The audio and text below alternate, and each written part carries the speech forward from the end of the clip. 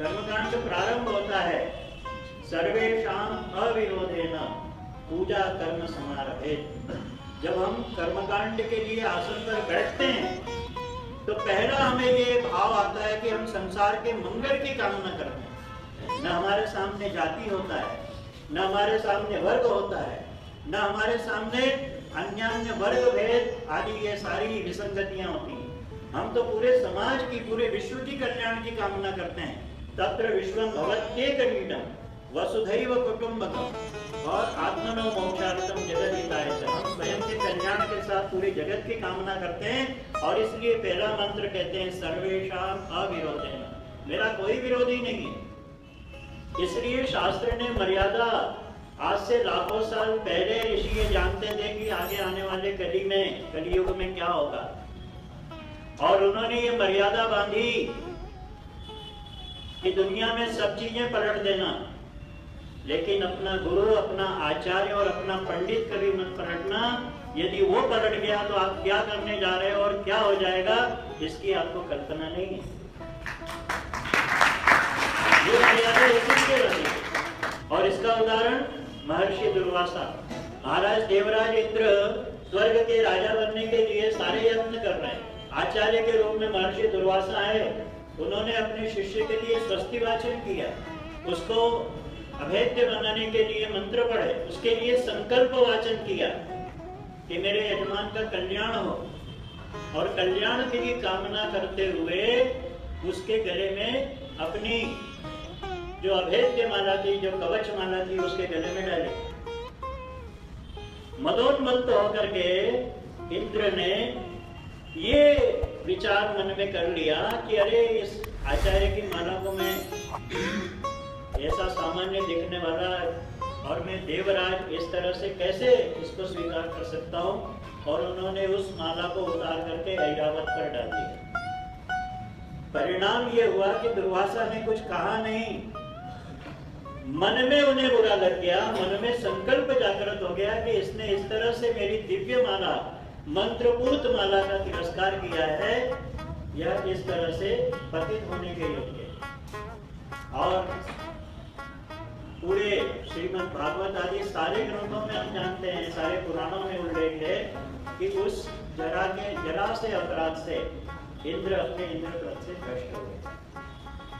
तो इसलिए निषेध किया गया कि आपका आचार्य केवल आपका होना चाहिए, चाहे संसार में कुछ हो जाए, अपने आचार्य को न बदलें। दुनिया में हर व्यक्ति को बदल दीजिए, अपने पंडित को मत बदलिए। और इसी का अनुवाद रहीम खान साना ने किया है, जो मुस्लिम होकर के कह रहा है, साईं ये न विरोधी है गुरु पंडित कविया, बेटा वनिता खोरिया यज्ञ करावन हार।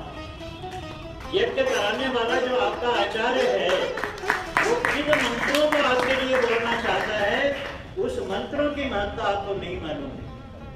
तो आप लोग जो कर्म कांड करा रहे हैं, 100 साल तक तो जीने की कामना करना है, यजमान को भी अपने समान श्रेष्ठतम बनाने के लिए उसके श्रेष्ठ भाव को उठाना है।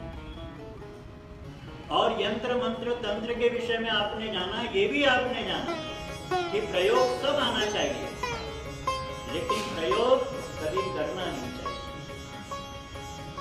जब बहुत सिर से ऊपर पानी निकल जाएगा तो उतनी स्थिति बनने ही नहीं देते हैं ना भगवान।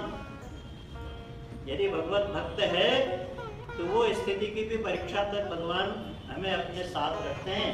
और जब ऐसी लगती है कि भक्त की स्थिति बिगड़ रही है, तो प्रहलाद और ध्रुव और अन्य के समान वो अपने आप को अपने भक्त को बचाने से, ये कर्मकांड का है।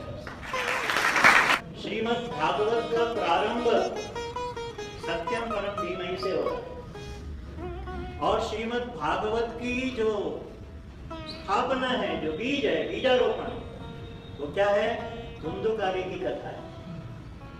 जब उनके भाई कपिल मुनि वहां पर पधार रहे हैं तो उन्होंने देखा कि उस सूने घर में रात्रि में भटकती हुई आवाज आ रही है कि भैया मुझे प्रेतत्व से मुक्त कर दो, भैया मुझे प्रेतत्व से मुक्त कर दो। महर्षि कपिल ने ध्यान लगाया कि आवाज कहां से आ रही है, तो पता चला कि उनका भाई वहां से कहीं क्रंदन कर रहा है।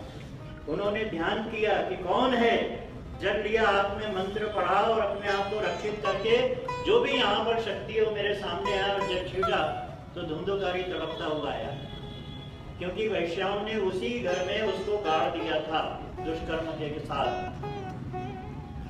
और वो भटक रहा था, प्रेतत्व से उसकी मुक्ति नहीं हो रही।